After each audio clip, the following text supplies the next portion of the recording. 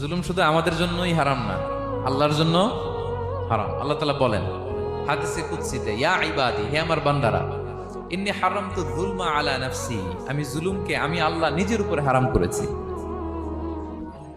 ওয়া জাআলতুহু বাইনাকুম মুহাররামা, এবং এই জুলুমকে তোমাদের উপর হারাম করেছি। ফালা তাযালামু, তোমরা একে অপরের উপর জুলুম করো না।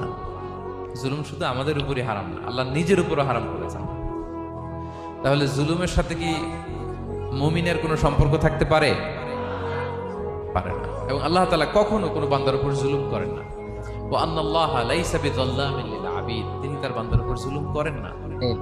কোনোভাবেই যেন জুলুম না হয়ে যায়, এজন্য আল্লাহ তাআলা কিয়ামতের দিন মাওয়াজিনাল কিসত, ন্যায়ের মানদণ্ড তিনি প্রতিষ্ঠা করবেন, যাতে একটু ভুল না হয়ে যায়, জুলুম না হয়ে যায়। আমরা মাঝে মাঝে দোকান থেকে বস্তায় বস্তায় চাল নিয়ে আসি না, চাল দেখা যাবে যে 1 মণ চাল হয়তো সামান্য একটু কম হইতে পারে, সামান্য একটু বেশি হইতে পারে, এরকম হয় না?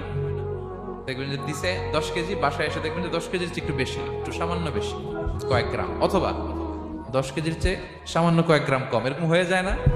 মানুষ তো আমরা, কি বলেন? কিন্তু আল্লাহর নিক্তি পাল্লায়, মিজানের পাল্লায় এরকম হবে নাকি? হবে? হবে? আল্লাহ বলে না, মাওয়াজিনাল কিসত, ন্যায়ের মানদণ্ড সেটা।